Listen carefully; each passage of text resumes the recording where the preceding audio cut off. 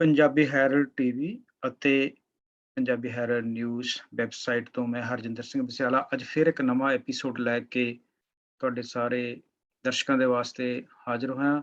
ਅੱਜ ਅਸੀਂ ਗੱਲਬਾਤ ਕਰਾਂਗੇ ਨਿਊਜ਼ੀਲੈਂਡ ਦੇ ਵਿੱਚ ਕਿੰਨੇ ਤਰ੍ਹਾਂ ਦੀ ਜਿਹੜੀ ਇੰਸ਼ੋਰੈਂਸ ਹੁੰਦੀ ਆ, ਲਾਈਫ ਇੰਸ਼ੋਰੈਂਸ ਦੀ ਗੱਲ ਕਰੀਏ, ਟਰਮਾਂ ਦੀ ਕਰੀਏ, ਮੌਰਗੇਜ ਪ੍ਰੋਟੈਕਸ਼ਨ ਦੀ ਗੱਲ ਕਰੀਏ ਜਾਂ ਹੈਲਥ ਇੰਸ਼ੋਰੈਂਸ ਦੀ ਗੱਲ ਕਰੀਏ। ਕਿਉਂਕਿ ਨਿਊਜ਼ੀਲੈਂਡ ਦੇ ਵਿੱਚ ਭਾਵੇਂ ਤੁਸੀਂ ਪੱਕੇ ਹੈਗੇ ਹੋ, ਚਾਹੇ ਵਰਕ ਪਰਮਿਟ ਦੇ ਉੱਤੇ ਆ, ਪਰ ਤੁਸੀਂ ਆਪਣੀ ਸੇਫਟੀ ਵਾਸਤੇ, ਆਪਣੀ ਸੁਰੱਖਿਆ ਵਾਸਤੇ ਜਿਹੜੀ ਆ ਇੰਸ਼ੋਰੈਂਸ ਆ, ਉਹ ਤੁਸੀਂ ਲੈ ਸਕਦੇ ਹੋ। ਆਪਣੀ ਲੈ ਸਕਦੇ ਹੋ, ਆਪਣੇ ਪਰਿਵਾਰ ਦੀ ਲੈ ਸਕਦੇ ਹੋ। ਕਿਉਂਕਿ ਬਹੁਤ ਵਾਰੀ ਬੰਦਾ ਇਸ ਤਰ੍ਹਾਂ ਸੋਚਦਾ ਵੀ ਅਸੀਂ ਹੁਣ ਇੱਥੇ ਪੱਕੇ ਹੋ ਗਏ ਜਾਂ ਨਾਗਰਿਕ ਆ ਦੇਸ਼ ਦੇ, ਇੰਸ਼ੋਰੈਂਸ ਦੀ ਸ਼ਾਇਦ ਆਪਾਂ ਨੂੰ ਲੋੜ ਨਹੀਂ ਆ। ਪਰ ਇੰਸ਼ੋਰੈਂਸ ਦੀ ਕੀ ਲੋੜ ਆ, ਇਹਦੇ ਬਾਰੇ ਅੱਜ ਅਸੀਂ ਗੱਲਬਾਤ ਕਰਾਂਗੇ। ਟਰੈਵਲ 360 ਦੇ ਜਿਹੜੇ ਇੰਸ਼ੋਰੈਂਸ ਮਾਹਰ ਨੇ, ਜਿਨ੍ਹਾਂ ਦੇ ਕੋਲ ਰਜਿਸਟਰਡ ਜਿਹੜੇ ਇੰਸ਼ੋਰੈਂਸ ਬ੍ਰੋਕਰ ਨੇ, ਉਹਨਾਂ ਦੇ ਨਾਲ ਆਪਾਂ ਗੱਲਬਾਤ ਕਰਾਂਗੇ। ਅੱਜ ਸਾਡੇ ਨਾਲ ਹੁਣ ਜੁੜ ਚੁੱਕੇ ਨੇ ਜੀ ਟਰੈਵਲ 360 ਤੋਂ ਮੈਡਮ ਅਲੀਸ਼ਾ ਕੱਕੜ ਜੀ, ਤੇ ਉਹਨਾਂ ਨੂੰ ਫਤਿਹ ਬੁਲਾਉਂਦੇ ਹਾਂ ਜੀ, ਸਤਿ ਸ਼੍ਰੀ ਅਕਾਲ ਬੁਲਾਉਂਦੇ ਹਾਂ। ਹੈਲੋ ਅਲੀਸ਼ਾ ਜੀ, ਸਤਿ ਸ਼੍ਰੀ ਅਕਾਲ, ਨਮਸਕਾਰ ਸਤਿ ਤੇ ਸ਼੍ਰੀ ਅਕਾਲ ਜੀ। Good evening. ਬਿਲਕੁਲ ਜੀ, ਸਤਿ ਸ਼੍ਰੀ ਅਕਾਲ ਜੀ। ਕੀ ਹਾਲ ਚਾਲ ਜੀ? ਕਿਸ ਤਰ੍ਹਾਂ ਚੱਲ ਰਿਹਾ ਤੁਹਾਡਾ ਕਰੋਨਾ ਲੋਕਡਾਊਨ ਜੀ? ਸਾਡਾ ਐਜ਼ ਯੂਜੂਅਲ ਚੱਲ ਰਿਹਾ ਲੋਕਡਾਊਨ ਜੀ। ਜਿਹੜਾ ਇੰਸ਼ੋਰੈਂਸ ਦੇ ਰਿਲੇਟਡ ਹੈਗਾ, ਸਾਰਾ ਕੁਝ ਐਜ਼ ਯੂਜੂਅਲ ਬਿਜ਼ਨਸ ਆਪਰੇਟ ਹੋ ਰਿਹਾ ਸਾਡਾ। ਅੱਛਾ, ਤੁਸੀਂ ਇਹਦਾ ਮਤਲਬ ਵਿਹਲੇ ਨਹੀਂ ਹੈਗੇ ਲੋਕਡਾਊਨ ਦੇ ਵਿੱਚ? ਨਹੀਂ ਨਹੀਂ ਜੀ, ਬਿਲਕੁਲ ਸਾਡਾ ਵਰਕ ਫਰੋਮ ਹੋਮ ਹੋ ਰਿਹਾ। ਆਪਾਂ ਸਭ ਨੂੰ ਅਸਿਸਟ ਕਰ ਰਹੇ ਹਾਂ। ਜਿਹੜੀ ਵੀ ਚੀਜ਼ਾਂ ਹੈਗੀਆਂ ਨੇ ਰਿਲੇਟਡ ਟੂ ਇੰਸ਼ੋਰੈਂਸ, ਆਪਾਂ ਸਾਰੀ ਚੀਜ਼ਾਂ ਆਪਣੇ ਨਿਊ ਕਲਾਇੰਟਸ ਨੂੰ ਵੀ ਤੇ ਐਗਜ਼ਿਸਟਿੰਗ ਕਲਾਇੰਟਸ ਨੂੰ ਵੀ ਆਪਾਂ ਹੈਲਪ ਕਰ ਰਹੇ ਹਾਂ। Very good, very good. So ਆਪਾਂ ਅੱਜ ਜਿਵੇਂ ਮੈਂ ਜ਼ਿਕਰ ਕੀਤਾ ਹੈਗਾ, ਨਿਊਜ਼ੀਲੈਂਡ ਦੇ ਵਿੱਚ ਕਈ ਵਾਰ ਬੰਦਾ ਸੋਚਦਾ ਵੀ ਹੁਣ ਅਸੀਂ ਪੱਕੇ ਹੋ ਗਏ ਹਾਂ, ਜਾਂ ਅਸੀਂ ਦੇਸ਼ ਦੀ ਨਾਗਰਿਕਤਾ ਸਿਟੀਜ਼ਨਸ਼ਿਪ ਲੈ ਲਈ ਆ ਤੇ ਪਰਿਵਾਰ ਵੀ ਆ ਗਿਆ ਤੇ ਇੰਸ਼ੋਰੈਂਸ ਦੀ ਲੋੜ ਨਹੀਂ ਹੈਗੀ। ਕਈ ਲੋਕ ਇਸ ਤਰ੍ਹਾਂ ਸੋਚਦੇ ਆ, ਜਾਂ ਫਿਰ ਕਈ ਸੋਚਦੇ ਆ ਅਸੀਂ ਯੰਗ ਹੈਗੇ ਆ, ਹਜੇ ਇੰਸ਼ੋਰੈਂਸ ਲੈਣ ਦੀ ਲੋੜ ਨਹੀਂ ਆ।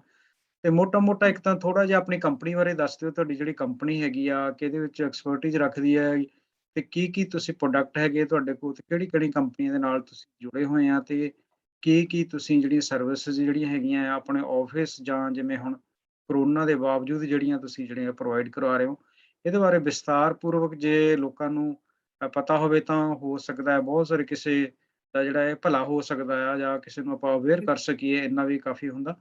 ਸੋ ਤੁਸੀਂ ਪਲੀਜ਼ ਇੱਕ ਤਾਂ ਆਪਣੀ ਕੰਪਨੀ ਦਾ ਨਾਮ ਤੇ ਆਪਣਾ ਆਫਿਸ ਦਾ ਪਤਾ ਵੀ ਦੱਸ ਸਕਦੇ ਹੋ, ਤੇ ਜੇ ਹਜੇ ਆਫਿਸ ਜਿੱਦਾਂ ਨਹੀਂ ਖੁੱਲਦੇ ਤਾਂ ਤੁਹਾਡੇ ਨਾਲ ਜਿਹੜਾ ਹੁਣ ਵੀ ਸੰਪਰਕ ਜਿਹੜਾ ਉਹਨਾਂ ਫ਼ੋਨ ਨੰਬਰਾਂ ਦੇ ਉੱਤੇ ਕੀਤਾ ਜਾ ਸਕੇ। ਸੋ ਥੋੜ੍ਹੀ ਜਿਹੀ ਇਸ ਤਰ੍ਹਾਂ ਜਾਣਕਾਰੀ ਦੇ ਕੇ ਫਿਰ ਆਪਾਂ ਗੱਲ ਕਰਦੇ ਹਾਂ ਇੰਸ਼ੋਰੈਂਸ ਦੇ ਵੱਖ-ਵੱਖ ਜਿਹੜੇ ਪ੍ਰੋਡਕਟ ਅਵੇਲੇਬਲ ਨੇ ਨਿਊਜ਼ੀਲੈਂਡ ਦੇ ਵਿੱਚ, ਤੇ ਵਰਕ ਪਰਮਿਟ ਬਿਲਕੁਲ। ਤੋਂ ਲੈ ਕੇ ਨਾਗਰਿਕ ਤੱਕ, ਉਹ ਆਪਾਂ ਗੱਲ ਕਰਾਂਗੇ। ਸੋ ਪਲੀਜ਼ ਤੁਸੀਂ ਦੱਸੋ ਆਪਣੀ ਕੰਪਨੀ ਦਾ ਨਾਮ, ਤੇ ਫਿਰ ਆਪਾਂ ਗੱਲਬਾਤ ਕਰਦੇ ਹਾਂ। ਹਾਂਜੀ ਜੀ, ਸਾਡੀ ਕੰਪਨੀ ਦਾ ਨਾਮ ਹੈ travel 360 more than just insurance. ਸਾਡਾ ਹੂੰ, ਆਫਿਸ ਲੋਕੇਟ ਹੈਗਾ ਡੋਮਿਨੀਅਨ ਰੋਡ ਤੇ ਮਾਊਂਟ ਏਟਨ, 1238 ਡੋਮਿਨੀਅਨ ਰੋਡ ਮਾਊਂਟ ਏਟਨ। ਹੂੰ, ਸਾਡੀ ਜਿਹੜੀ ਐਕਸਪਰਟੀਜ਼ ਹੈਗੀ ਹੈ ਉਹ ਹੈਗੀ ਹੈ ਮੇਨਲੀ ਪਰਸਨਲ ਰਿਸਕ ਇੰਸ਼ੋਰੈਂਸ ਦੇ ਅੰਦਰ।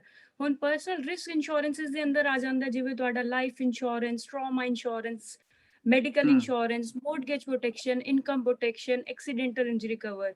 ਜਿਹੜੇ ਵੀ ਤੁਹਾਡੇ ਪਰਸਨਲ ਰਿਸਕ ਇੰਸ਼ੋਰੈਂਸਿਸ ਹੁੰਦੇ ਨੇ, ਆਪਾਂ ਉਹ ਸਾਰੇ ਹੂੰ, ਦੇ ਅੰਦਰ ਸਾਡੀ ਐਕਸਪਰਟੀਜ਼ ਹੈਗੀ ਹੈ। ਹੂੰ, ਤੇ ਸਾਈਡ ਬਾਈ ਸਾਈਡ ਸਾਨੂੰ ਅਸੀਂ ਸਾਡੇ ਕੋਲ ਕੰਪਨੀ ਏਜੰਸੀਆਂ ਹੈਗੀਆਂ ਨੇ, ਸਾਰੀ ਲੀਡਿੰਗ ਇੰਸ਼ੋਰੈਂਸਿਸ ਕੰਪਨੀਜ਼ ਹੈਗੀਆਂ ਨੇ ਸਾਡੇ ਕੋਲ, ਹੂੰ, ਜਿਵੇਂ AIA, partners life, Cigna, Fidelity, Southern Cross. ਤੇ ਅਸੀਂ ਨਾਲ ਦੇ ਨਾਲ ਟਰੈਵਲ ਇੰਸ਼ੋਰੈਂਸਿਸ ਵੀ ਕਰਦੇ ਹਾਂ, ਤੇ ਸਾਡੇ ਕੋਲ ਹਾਊਸ ਕੰਟੈਂਟ ਤੇ ਕਾਰ ਦੇ ਇੰਸ਼ੋਰੈਂਸਿਸ ਦੇ ਵੀ ਤੁਸੀਂ ਕੋਟਸ ਲੈ ਸਕਦੇ ਹੈਗੇ ਹੋ। ਔਰ ਸਾਡਾ ਜਿਹੜਾ ਵਰਕ ਹੈਗਾ, ਇਸ ਟਾਈਮ ਵਰਕ ਫਰੋਮ ਹੋਮ ਹੋ ਰਿਹਾ ਹੈ, ਬਟ ਆਪਾਂ ਆਪਣੇ ਨਿਊ ਕਲਾਇੰਟਸ ਨੂੰ ਵੀ ਤੇ ਐਗਜ਼ਿਸਟਿੰਗ ਕਲਾਇੰਟਸ ਨੂੰ ਵੀ ਹੈਲਪ ਕਰ ਰਹੇ ਹਾਂ। ਉਹਨਾਂ ਨੂੰ ਲੋੜ ਹੈਗੀ ਹੈ, ਥਰੂ ਜ਼ੂਮ ਮੀਟਿੰਗਸ ਆਪਾਂ ਉਹਨਾਂ ਨੂੰ ਕਰ ਰਹੇ ਹਾਂ, ਥਰੂ ਟੈਲੀਫੋਨਿਕ ਕਨਵਰਸੇਸ਼ਨ ਕਰ ਰਹੇ ਹਾਂ। After doing proper need analysis ਆਪਾਂ ਹੂੰ, ਉਹਨਾਂ ਨੂੰ ਪੂਰਾ ਗਾਈਡੈਂਸ ਦੇ ਰਹੇ ਹਾਂ ਕਿ ਉਹਨਾਂ ਨੂੰ ਕੋਈ ਵੀ ਪ੍ਰੋਬਲਮ ਹੈਗੀ ਹੈ। ਕਈ ਲੋਕ ਪੁੱਛਦੇ ਨੇ ਕਿ ਰਿਲੇਟਡ ਟੂ ਕੋਵਿਡ ਤੁਸੀਂ ਸਾਨੂੰ ਦੱਸੋ ਕਿ ਕੋਈ ਕਵਰੇਜ ਹੋ ਸਕਦਾ ਹੈਗਾ। ਤੇ ਹੂੰ, ਅਸੀਂ ਆਪਣਾ ਫੇਸਬੁੱਕ ਪੇਜ ਤੇ ਸਾਰਾ ਕੁਝ ਸਾਰੀ ਕੰਪਨੀਜ਼ ਦੇ ਕੰਪਨੀ ਬਾਈ ਕੰਪਨੀ ਸਾਰਾ ਕੁਝ ਆਪਾਂ ਐਕਸਪਲੇਨ ਕੀਤਾ ਹੋਇਆ ਹੈ ਕਿ AIA ਕੀ ਕਹਿੰਦੀ ਹੈ related to Covid, partners life ਕੀ ਕਹਿੰਦੀ ਹੈ ਰਿਲੇਟਡ ਟੂ ਕੋਵਿਡ, ਤੇ ਬਾਕੀ ਸਿਗਨਾ ਹੋ ਗਿਆ, ਫਿਡੈਲਿਟੀ ਹੋ ਗਈ, ਕੀ ਕਹਿੰਦੀ ਹੈ ਰਿਲੇਟਡ ਟੂ ਕੋਵਿਡ। ਤੇ ਸਾਡਾ ਕੋਈ ਵੀ ਐਕਸਕਲੂਜਨਸ ਨਹੀਂ ਹੈਗੀਆਂ ਉਸ ਰਿਲੇਟਡ, ਕਿ ਬਈ ਹੂੰ। ਤੁਸੀਂ ਜਾ ਕੇ ਦੇਖ ਸਕਦੇ ਹੋ। ਸਾਡੀ ਕੰਪਨੀ ਦੀ ਵੈਬਸਾਈਟ ਵੀ ਹੈਗੀ ਹੈ, ਉਹਦੇ ਉੱਤੇ ਵੀ ਸਾਰਾ ਕੁਝ ਅਪਡੇਟਡ ਹੈਗਾ। ਤੁਸੀਂ ਜਾ ਕੇ ਦੇਖ ਸਕਦੇ ਹੋ www.travel360.co.nz। ਤੁਸੀਂ ਉੱਥੇ ਜਾ ਕੇ ਸਾਰੀ ਡਿਟੇਲਸ ਤੁਹਾਨੂੰ ਪ੍ਰੋਵਾਈਡਡ ਹੈਗੀਆਂ ਨੇ। ਜੀ, ਆਪਣੇ ਅਲੀਸ਼ਾ ਜੀ, ਜਿਵੇਂ ਤੁਸੀਂ ਦੱਸਿਆ, ਤੁਸੀਂ ਬਹੁਤ ਸਾਰੀਆਂ ਜਿਹੜੀਆਂ ਕੰਪਨੀਆਂ ਦੇ ਨਾਲ ਐਜ਼ ਏ ਮੌਰਗੇਜ ਬ੍ਰੋਕਰ ਜੁੜੇ ਹੋਏ ਆ। ਓਬਵੀਅਸਲੀ ਤੁਹਾਨੂੰ ਸਾਰੀਆਂ ਜਿਹੜੀਆਂ ਕੰਪਨੀਆਂ ਦੇ ਪ੍ਰੋਡਕਟ ਆ, ਉਹ ਤੁਸੀਂ ਨੌਲੇਜ ਰੱਖਦੇ ਹੋਣੇ ਆ। ਜਦੋਂ ਇੱਕ ਬਿल्कुल। ਹੈਲਥ ਇੰਸ਼ੋਰੈਂਸ ਕਿਸੇ ਨੇ ਬੰਦਾ ਸੋਚਦਾ ਵੀ ਮੈਂ ਹੈਲਥ ਇੰਸ਼ੋਰੈਂਸ ਲੈ ਲਵਾਂ, ਤਾਂ ਉਹਦੇ हाँ जी। ਦਿਮਾਗ ਦੇ ਵਿੱਚ 2 ਚੀਜ਼ਾਂ ਆਉਂਦੀਆਂ ਹੈਗੀਆਂ। ਇੱਕ ਤਾਂ ਉਸ ਵੇਲੇ ਕਈ ਵਾਰ ਉਹਨੂੰ ਕੋਈ ਪ੍ਰੋਬਲਮ ਨਹੀਂ ਹੁੰਦੀ, ਜਾਂ ਫਿਰ ਦੂਸਰਾ ਹੁੰਦਾ ਵੀ ਉਹਨੂੰ ਜਿਹੜੀ ਪ੍ਰੋਬਲਮ ਦੀ ਉਹਨੂੰ ਲੱਗ ਰਿਹਾ ਹੁੰਦਾ ਕਿਸੇ ਟੈਸਟ ਤੋਂ ਵੀ ਮੈਨੂੰ ਪ੍ਰੋਬਲਮ ਜਾਂ ਆ ਸਕਦੀ ਹੈ, ਜਾਂ ਕਿਸੇ ਪਰਿਵਾਰਕ ਮੈਂਬਰ ਨੂੰ ਆ ਸਕਦੀ ਆ। ਫਿਰ ਉਹ ਜਿਹੜਾ ਤੁਸੀਂ ਐਨਾਲਿਸਿਸ ਆ, ਜਿਹਦਾ ਪ੍ਰੀ ਮੈਡੀਕਲ ਕੰਡੀਸ਼ਨ ਹੋਈ ਜਾਂ ਕਿਸ ਤਰ੍ਹਾਂ, ਉਹ ਤੁਸੀਂ ਕਿਸ ਤਰ੍ਹਾਂ ਉਹਨਾਂ ਨੂੰ ਕੋਟ ਕਰਦੇ ਹੈਗੇ ਆ, ਕਿ ਕੋਟ ਕਰਨ ਵਾਸਤੇ ਉਹਨਾਂ ਨੂੰ ਤੁਹਾਨੂੰ ਕਿਹੜੀ-ਕਿਹੜੀ ਚੀਜ਼ ਚਾਹੀਦੀ ਹੁੰਦੀ ਆ, ਜਾਂ ਉਹਨਾਂ ਨੂੰ ਇੱਕ ਮਿਲ ਕੇ ਦੱਸਣਾ ਹੁੰਦਾ, ਜਾਂ ਤੁਸੀਂ ਫ਼ੋਨ ਦੇ ਉੱਤੇ ਵੀ ਦੱਸ ਦਿੰਦੇ ਆ? ਜੇ ਕੋਈ ਆਪਣੀ ਸਮਝ ਲਓ, ਫੋਰ ਐਗਜ਼ਾਮਪਲ ਜੇ ਆਪਾਂ ਹੈਲਥ ਇੰਸ਼ੋਰੈਂਸ ਦੀ ਗੱਲ ਕਰ ਲਈਏ, ਸਮਝ ਲਓ ਕਿਸੇ हाँ ਨੇ जी। ਹੈਲਥ ਇੰਸ਼ੋਰੈਂਸ ਲੈਣੀ ਆ, ਤਾਂ ਉਹ ਤੁਹਾਡੇ ਨਾਲ राइट। ਜਦੋਂ ਗੱਲ ਕਰਦਾ, ਤਾਂ ਉਹਨੂੰ ਫਿਰ ਕੀ-ਕੀ ਜਿਹੜੀ ਆ ਤੁਹਾਨੂੰ ਜਿਹੜੀ ਆ ਜਾਣਕਾਰੀ ਆ ਉਹ ਮੁਹੱਈਆ ਕਰਵਾਉਣੀ ਹੁੰਦੀ ਆ? ਜਿਵੇਂ ਦੇਖੋ ਸਾਡੀ ਕੰਪਨੀ ਹੈਗੀ ਆ, ਉਹਦੇ ਕੋਲ ਲਾਇਸੈਂਸ ਹੈਗਾ ਤੇ ਮੈਂ ਵੀ ਹੈਗੀ ਆ, ਮੈਂ ਫਾਈਨੈਂਸ਼ੀਅਲ ਐਡਵਾਈਜ਼ਰ ਹੈਗੀ ਆ। ਤੇ ਹੂੰ, ਇਫ ਇਨ ਕੇਸ ਕੋਈ ਕਾਲ ਕਰਦਾ ਹੈ ਤੇ ਰਿਲੇਟਡ ਟੂ ਹੈਲਥ ਇੰਸ਼ੋਰੈਂਸ ਜਾਂ ਕੋਈ ਵੀ ਪਰਸਨਲ ਇੰਸ਼ੋਰੈਂਸ ਬਾਰੇ ਪੁੱਛਦਾ ਹੈਗਾ, ਤੇ ਹੂੰ, ਸਭ ਤੋਂ ਪਹਿਲੀ ਚੀਜ਼ ਇਹ ਹੁੰਦੀ ਆ, ਆਪਾਂ ਇਹ ਰਿਕਮੈਂਡ ਕਰਦੇ ਹਾਂ, ਜਦੋਂ ਤੁਸੀਂ ਯੰਗ ਹੈਗੇ ਹੋ, ਹੂੰ, ਜਦੋਂ ਤੁਸੀਂ ਫਿਟ ਐਂਡ ਫਾਈਨ ਹੈਗੇ ਹੋ, ਆਪਣੀ ਇੰਸ਼ੋਰੈਂਸ ਲੈ ਕੇ ਰੱਖ ਲਓ। ਹੂੰ, ਬਿਕੋਜ਼ ਸਾਨੂੰ ਨਹੀਂ ਪਤਾ ਹੁੰਦਾ ਕੋਈ ਵੀ ਚੀਜ਼ ਕਦੋਂ ਵੀ ਆ ਸਕਦੀ ਹੈ। ਆਪਾਂ ਹੂੰ, ਇੰਸ਼ੋਰੈਂਸ ਤਾਂ ਲੈ ਕੇ ਰੱਖਦੇ ਹਾਂ ਕਿ ਆਪਾਂ ਰਿਸਕ ਕਵਰ ਕਰਦੇ ਹਾਂ ਉਸ ਚੀਜ਼ ਦਾ। ਹੂੰ, ਫੋਰ ਹੂੰ, ਐਨ ਵੀ ਕਾਲ ਕਰਦਾ ਹੈਗਾ ਸਾਨੂੰ ਕਿ ਬਈ ਸਾਨੂੰ ਚਾਹੀਦਾ ਹੈਲਥ ਇੰਸ਼ੋਰੈਂਸ ਚਾਹੀਦਾ, ਬਟ ਸਾਨੂੰ ਹੈਗੀ ਹੈ ਡਾਇਬੀਟੀਜ਼, ਜਿਹਨੂੰ ਕਹਿੰਦੇ ਨੇ ਸ਼ੂਗਰ ਦੀ ਬਿਮਾਰੀ ਹੈਗੀ, ਕਿ ਉਹ ਵੀ ਕਵਰੇਜ ਹੋ ਸਕਦੀ ਹੈਗੀ ਹੈ? ਹੂੰ, ਤੇ ਇਹਦਾ ਆਨਸਰ ਹੁੰਦਾ no. Hmm, but it depends to case on case. ਕੀ ਹੁੰਦਾ ਹੈ ਕਿ ਬਈ ਲੋਕਾਂ ਨੂੰ ਪਤਾ ਨਹੀਂ ਹੁੰਦਾ ਕਿ ਬਈ ਕਵਰੇਜ ਹੋਏਗਾ ਨਹੀਂ ਹੋਏਗਾ। ਬਟ ਉਹਦੇ ਬਾਅਦ ਆਪਾਂ ਸਾਰਾ ਨੀਡ ਐਨਾਲਿਸਿਸ ਕਰਦੇ ਹਾਂ, ਹੂੰ, ਪੂਰਾ ਕੁਐਸਚਨ ਪੁੱਛਦੇ ਹਾਂ ਕਿ ਕਦੋਂ ਤੋਂ ਡਾਇਬੀਟੀਜ਼ ਹੈਗੀ ਹੈ, ਜਾਂ ਕਦੋਂ ਤੋਂ ਕੋਲੇਸਟ੍ਰੋਲ ਹੈਗਾ, ਜਾਂ ਕੋਈ ਵੀ ਪ੍ਰੀ ਐਗਜ਼ਿਸਟਿੰਗ ਕੰਡੀਸ਼ਨ ਹੈਗੀ ਹੈ, ਕਦੋਂ ਤੋਂ ਹੈਗੀ ਹੈ। ਹੂੰ, ਉਹਦੇ ਬਾਅਦ ਆਪਾਂ ਸਾਰੀ ਇਨਫੋਰਮੇਸ਼ਨ ਲੈ ਕੇ ਉਹਨਾਂ ਦੇ ਕੋਲੋਂ ਆਪਾਂ ਇੰਸ਼ੋਰੈਂਸ ਕੰਪਨੀ ਨੂੰ ਦਿੰਦੇ ਹਾਂ, ਆਪਾਂ ਉਹਨਾਂ ਦੀ ਕੋਟ ਬਣਾਉਂਦੇ ਹਾਂ, ਫਾਈਲ ਸਬਮਿਟ ਕਰਦੇ ਹਾਂ, ਤੇ ਉਹਦੇ ਬਾਅਦ ਅੰਡਰਰਾਈਟਰ ਡਿਸਾਈਡ ਕਰਦਾ ਹੈਗਾ ਕਿ ਉਹਨਾਂ ਦੀ ਕੰਡੀਸ਼ਨਸ ਕੀ ਹੋਣਗੀ। ਫੋਰ ਐਨ ਐਗਜ਼ਾਮਪਲ ਲੋਡਿੰਗ ਲੱਗਣੀਆਂ ਨੇ ਜਾਂ ਐਕਸਕਲੂਜਨ ਹੋਣੀਆਂ ਨੇ ਰਿਲੇਟਡ ਟੂ ਡਾਇਬੀਟੀਜ਼। ਮਤਲਬ ਤੇ ਅਸੈਸਮੈਂਟ ਅਕੋਰਡਿੰਗਲੀ ਇੱਕ ਤਰ੍ਹਾਂ ਨਾਲ ਮੈਡੀਕਲ ਅਸੈਸਮੈਂਟ ਕਰਦੇ ਨੇ ਤੁਹਾਡੀ ਸਾਰੀ? ਐਗਜ਼ੈਕਟਲੀ ਹਾਂਜੀ, ਉਹ ਸਾਰੀ ਦੀ ਸਾਰੀ ਮੈਡੀਕਲ ਅਸੈਸਮੈਂਟ ਕਰਦੇ ਨੇ। ਉਹ ਪੂਰਾ ਦਾ ਪੂਰਾ ਅੰਡਰਰਾਈਟਰ ਡਿਸਾਈਡ ਕਰਦਾ ਹੈ ਕਿ ਪਾਲਿਸੀ ਕਿਵੇਂ ਇਸ਼ੂ ਹੋਣੀ ਹੈਗੀ ਹੈ, ਵਿਦ ਸਮ ਐਕਸਕਲੂਜਨਸ, ਵਿਦਆਊਟ ਐਕਸਕਲੂਜਨਸ, ਜਾਂ ਕੋਈ ਲੋਡਿੰਗ ਲੱਗਣੀਆਂ ਨੇ ਜਾਂ ਨਹੀਂ ਲੱਗਣੀਆਂ ਨੇ। ਜਿਸ ਤਰ੍ਹਾਂ ਮਤਲਬ ਕਿਸੇ ਦਾ ਕੋਈ ਇਨੀਸ਼ੀਅਲ ਸਟੇਜ ਤੇ ਹੈਗਾ, ਚਾਹੇ ਸ਼ੂਗਰ ਦੀ ਜਿੱਦਾਂ ਤੁਸੀਂ ਗੱਲ ਕੀਤੀ ਆ, ਕਿ ਉਹਦੇ ਵਿੱਚ ਉਹਨੂੰ ਚਾਂਸਸ ਹੁੰਦੇ ਆ ਵੀ ਜਿਹੜਾ ਅੰਡਰਰਾਈਟਰ ਆ ਉਹ ਪਰਮਿਸ਼ਨ ਦੇ ਦੇਵੇ ਵੀ ਇਹਨਾਂ ਨੂੰ ਇੰਸ਼ੋਰੈਂਸ ਇਸ਼ੂ ਕਰ ਦਿਓ? ਬਿਲਕੁਲ ਹੁੰਦਾ ਹੈ। ਸਾਡੇ ਰੀਸੈਂਟ ਕੇਸਿਸ ਹੁੰਦੇ ਹੈਗੇ ਨੇ, ਜਿਵੇਂ ਹੂੰ, ਡਾਇਬੀਟੀਜ਼ ਹੁੰਦੀ ਹੈ ਨਿਊਜ਼ੀਲੈਂਡ ਵਿੱਚ, HbA1c ਚੈੱਕ ਕਰਦੇ ਨੇ ਹੂੰ, ਕਿ HbA1 ਤੁਹਾਡਾ ਕਿੰਨਾ ਹੈਗਾ। For an example it should be less than 41। ਹੂੰ, ਅਗਰ ਉਹ 41 ਤੋਂ ਉੱਪਰ ਹੈਗਾ ਥੋੜਾ ਜਿਹਾ, ਕਿ 45 ਆਇਆ, ਕਿਸੇ ਦਾ 46 ਆਇਆ ਹੈ, ਹੂੰ, ਇਸ ਕੇਸਿਸ ਜੀਪੀ ਜਿਹੜੇ ਹੁੰਦੇ ਨੇ ਉਹ ਮੈਡੀਸਿਨ ਨਹੀਂ ਰਿਕਮੈਂਡ ਕਰਦੇ। ਹੂੰ, ਤੇ ਉਸ ਕੇਸਿਸ ਜੇ ਕਿਸੇ ਨੂੰ ਮੈਡੀਸਿਨ ਨਹੀਂ ਰਿਕਮੈਂਡ ਹੈ, ਆਪਾਂ ਅੰਡਰਰਾਈਟਰ ਨੂੰ ਰਿਕੁਐਸਟ ਡਾਲ ਸਕਦੇ ਹਾਂ, ਪੂਰੇ ਨੋਟਸ ਲਿਖ ਕੇ ਡਾਲ ਸਕਦੇ ਹਾਂ ਕਿ ਬਈ client is not taking any medicine at the movement. ਤੇ ਉਸ ਅਕੋਰਡਿੰਗ ਅੰਡਰਰਾਈਟਰ ਡਿਸਾਈਡ ਕਰਦਾ ਹੈ ਕਿ ਹਾਂ ਬਈ ਆਫਟਰ 2 ਇਅਰਸ ਇਹ ਰਿਵਿਊਏਬਲ ਹੈਗਾ, ਕਿ ਆਫਟਰ 2 ਇਅਰਸ ਇਹਨੂੰ ਆਪਾਂ ਰਿਵਿਊ ਕਰ ਸਕਦੇ ਹਾਂ ਕਿ ਲੈਣਾ ਹੈਗਾ, ਜਾਂ ਕੋਈ ਲੋਡਿੰਗ ਆਣਗੀਆਂ ਜਾਂ ਨਹੀਂ ਆਣਗੀਆਂ। ਐਵੇਂ ਨਹੀਂ ਹੁੰਦਾ ਹੈ ਕਿ ਕਿਸੇ ਨੂੰ ਡਾਇਬੀਟੀਜ਼ ਹੈਗੀ ਹੈ ਅਰਲੀ ਸਟੇਜ ਤੇ ਉਹਨਾਂ ਨੂੰ ਨਹੀਂ ਮਿਲੇਗਾ, ਮਿਲ ਸਕਦਾ ਹੈ। ਆਪਾਂ ਟਰਾਈ ਕਰ ਸਕਦੇ ਹਾਂ ਉਸ ਚੀਜ਼ ਨੂੰ, ਆਪਾਂ ਫਾਈਟ ਵੀ ਕਰ ਸਕਦੇ ਹਾਂ ਅਗਰ ਉਹ ਜੈਨੂਇਨ ਕੇਸ ਹੈਗਾ। ਜਿਹੜੀ ਇੰਸ਼ੋਰੈਂਸ ਆਪਣੇ ਅਲੀਸ਼ਾ ਜੀ ਹੈਗੀ ਆ, ਚਾਹੇ ਨਿਊਜ਼ੀਲੈਂਡ ਦੇ ਵਿੱਚ ਕੋਈ ਬੰਦਾ ਪੱਕਾ ਹੋ ਗਿਆ ਆ, ਤਾਂ ਜੇ ਆਪਾਂ ਹਾਂਜੀ। ਅ, ਕਿੰਨੀ ਕੁ ਮਹੱਤਵਪੂਰਨ ਆ ਤੇ ਕਿੰਨੀ ਕੁ ਜ਼ਰੂਰੀ ਆ ਇੰਸ਼ੋਰੈਂਸ ਲੈਣੀ? ਕਿ ਇੰਸ਼ੋਰੈਂਸ ਤੋਂ ਵੈਸੇ ਤਾਂ ਬਗੈਰ ਸਰਦਾ ਆ, ਪਰ ਜੇ ਆਪਾਂ ਰਿਕਮੈਂਡ ਕਰੀਏ ਵੀ ਲੈਣੀ ਚਾਹੀਦੀ ਹੈਗੀ ਆ, ਤਾਂ ਉਹ ਕਿੰਨਾ ਕੁ ਜ਼ਰੂਰੀ ਹੈ ਇਹਨਾਂ ਦੇਸ਼ਾਂ ਦੇ ਵਿੱਚ ਜਿੱਥੇ ਮੈਡੀਕਲ ਫ੍ਰੀ ਆ? ਬਿਲਕੁਲ, ਦੇਖੋ ਬਾਹਰ ਦੀ ਕੰਟਰੀਜ਼ ਅਸੀਂ ਜਿਹੜੇ ਹੈਗੇ ਨੇ medical funded public health system ਵਾਸਤੇ ਐਲੀਜੀਬਲ ਹੁੰਦੇ ਹਾਂ। ਬਟ ਕੋਈ ਵੀ ਲਾਈਕ ਹੁੰਦਾ ਨਿਊਜ਼ੀਲੈਂਡ ਦਾ ਕੇਸ ਆਪਾਂ ਅਗਰ ਦੇਖਦੇ ਹਾਂ, ਕਿਸੇ ਹੂੰ, ਨੂੰ 2 ਸਾਲ ਹੋ ਗਏ ਨੇ ਨਿਊਜ਼ੀਲੈਂਡ ਦੇ ਅੰਦਰ ਰਹਿੰਦੇ ਹੋਏ, ਜਾਂ ਉਹਦੇ ਬਾਅਦ ਫਾਰਵਰਡ ਵੀ ਉਹਦੇ ਕੋਲ 2 ਸਾਲ ਦਾ ਵੀਜ਼ਾ ਹੈਗਾ, ਦੈਨ ਉਹਨਾਂ ਦੇ ਕੋਲ ਉਹ ਐਲੀਜੀਬਲ ਹੈਗੇ ਨੇ ਪਬਲਿਕ ਹੈਲਥ ਸਿਸਟਮ ਵਾਸਤੇ, ਮਤਲਬ ਉਹਨਾਂ ਦਾ ਮੈਡੀਕਲ ਆਲਮੋਸਟ ਫ੍ਰੀ ਹੈਗਾ। ਹੂੰ, ਬਟ ਡਿਫਰੈਂਟ ਇਹੀ ਹੈਗਾ ਕਿ ਤੁਹਾਨੂੰ ਵੇਟਿੰਗ ਕਰਨੀ ਪੈਂਦੀ ਹੈ public health system, public funded system ਤੋਂ ਅਗਰ ਥਰੂ ਜਾਂਦੇ ਹੈਗੇ। ਫੋਰ ਐਨ ਐਗਜ਼ਾਮਪਲ ਤੁਹਾਡੇ ਜੀਪੀ ਨੇ ਕਿਹਾ ਹੈ ਕਿ ਤੁਹਾਨੂੰ ਐਕਸ-ਰੇ ਕਰਾਉਣਾ ਹੈਗਾ। ਹੂੰ। ਅਗਰ ਉਹ ਨੋਨ ਥ੍ਰੈਟਨਿੰਗ ਚੀਜ਼ ਹੈਗੀ ਹੈ ਕਿ ਤੁਸੀਂ ਡਾਕਟਰ ਸੋਚਦਾ ਹੈ ਕਿ ਇਹ ਵੇਟ ਕਰ ਸਕਦੇ ਨੇ, ਤੁਹਾਨੂੰ ਪਬਲਿਕ ਹੈਲਥ ਸਿਸਟਮ ਦੇ ਥਰੂ 1 ਮਹੀਨਾ, 2 ਮਹੀਨਾ, 15 ਦਿਨ, ਜਿੰਨਾ ਵੀ ਟਾਈਮ ਮਿਲਦਾ ਤੁਹਾਨੂੰ ਵੇਟ ਕਰਨਾ ਪਏਗਾ। ਉਹ ਬਟ ਤਾਂ ਅਗਰ ਕਰਨਾ ਹੀ ਤੁਸੀਂ ਪਏਗਾ, ਆਪਣਾ ਹਾਂਜੀ। ਪ੍ਰਾਈਵੇਟ ਮੈਡੀਕਲ ਇੰਸ਼ੋਰੈਂਸ ਲੈਂਦੇ ਹੈਗੇ ਹੋ ਆਪਣਾ, ਹੂੰ, ਉਸ ਕੇਸ ਵਿੱਚ ਤੁਸੀਂ ਆਪਣੇ ਟਾਈਮ ਅਕੋਰਡਿੰਗ, ਆਪਣੇ ਡੇਟ ਅਕੋਰਡਿੰਗ ਤੁਸੀਂ ਜਾ ਸਕਦੇ ਹੋ ਕਿ ਬਈ ਮੈਨੂੰ ਇਹ ਡੇ ਤੇ ਇਹ ਟਾਈਮ ਸੂਟ ਕਰਦਾ ਹੈ। ਤੁਸੀਂ ਅਕੋਰਡਿੰਗਲੀ ਆਪਣਾ ਫਾਸਟ ਟੂ ਫਾਸਟ ਆਪਣਾ ਟ੍ਰੀਟਮੈਂਟ ਕਰਾ ਸਕਦੇ ਹੋ। ਤਾਂ ਆਪਾਂ ਰਿਕਮੈਂਡ ਕਰਦੇ ਹਾਂ, ਇਹ ਨਾ ਸਮਝੋ ਕਿ ਤੁਸੀਂ ਸਿਟੀਜ਼ਨ ਹੋ, ਰੈਸੀਡੈਂਟ ਹੋ, ਵਰਕ ਵੀਜ਼ਾ ਦੇ ਉੱਤੇ ਹੋ, ਤੁਹਾਨੂੰ 2 ਸਾਲ ਤੋਂ ਉੱਪਰ ਹੋ ਗਏ ਨੇ, ਤੁਹਾਨੂੰ ਲੋੜ ਨਹੀਂ ਹੈਗੀ ਹੈ। ਤੁਹਾਨੂੰ ਬਿਲਕੁਲ ਲੋੜ ਹੈਗੀ ਹੈ। ਆਪਾਂ ਕਾਰ ਇੰਸ਼ੋਰੈਂਸ ਵੀ ਤਾਂ ਹੀ ਲੈਂਦੇ ਹਾਂ ਕਿ ਕੋਈ ਮਿਸਹੈਪਨਿੰਗ ਹੋ ਜਾਏ, ਤਾਂ ਹੀ ਆਪਾਂ ਲੈਂਦੇ ਹਾਂ ਕਿ ਸਾਡੀ ਇੰਸ਼ੋਰੈਂਸ ਕਵਰੇਜ ਹੋ ਜਾਏ, ਕਿਉਂਕਿ ਇੰਨਾ ਅਮਾਉਂਟ ਪਾਕਟ ਤੋਂ ਨਿਕਾਲਣਾ ਇਟਸ ਵੈਰੀ ਹਾਰਡ। ਆਪਾਂ ਕਿਸੇ ਹੋਰ ਬਿਲਕੁਲ। ਚੀਜ਼ ਵਾਸਤੇ ਸੇਵ ਕਰਕੇ ਰੱਖਿਆ ਹੁੰਦਾ ਹੈ, ਬਟ ਆਪਾਂ ਸੋਚਦੇ ਹਾਂ ਕਿ ਕੋਈ ਹੋਰ ਮਿਸਹੈਪਨਿੰਗ ਹੋ ਜਾਂਦੀ ਹੈ, ਉਹ ਪੈਸਾ ਸਾਰਾ ਉਸ ਮਿਸਹੈਪਨਿੰਗ ਤੇ ਲੱਗ ਜਾਂਦਾ ਹੈ। ਜੀ, ਤਾਂ ਹੀ ਆਪਾਂ ਬਿਲਕੁਲ। ਇੰਸ਼ੋਰੈਂਸ ਲੈਂਦੇ ਹਾਂ ਕਿ ਬਈ ਸਾਡੀ ਜਿਹੜੀ ਚੀਜ਼ਾਂ ਹੈਗੀਆਂ ਨੇ insurance company take care of ਕਰਨ। ਜੇ ਆਪਾਂ ਲਿਖੋ ਜੀ, ਇੱਕ ਮੈਂ ਸੀਨ ਕ੍ਰੀਏਟ ਕਰਦਾ, ਸਮਝ ਲਓ ਇੱਕ ਬੰਦੇ ਨੇ ਇੰਸ਼ੋਰੈਂਸ ਉਦੋਂ ਲਈ ਜਦੋਂ ਉਹਨੂੰ ਕੋਈ ਪ੍ਰੋਬਲਮ ਨਹੀਂ ਸੀ, ਸਾਰਾ ਵਧੀਆ ਏਜ ਸੀ, ਸਮਝ ਲਓ 30 ਈਅਰ 'ਚ ਉਹਨੇ ਹਾਰਟ ਦੀ ਵੀ ਨਾਲ ਲੈ ਲਿਆ, ਟਰਮਾ ਵੀ ਲੈ ਲਿਆ, ਉਹ ਲੈ ਲਿਆ।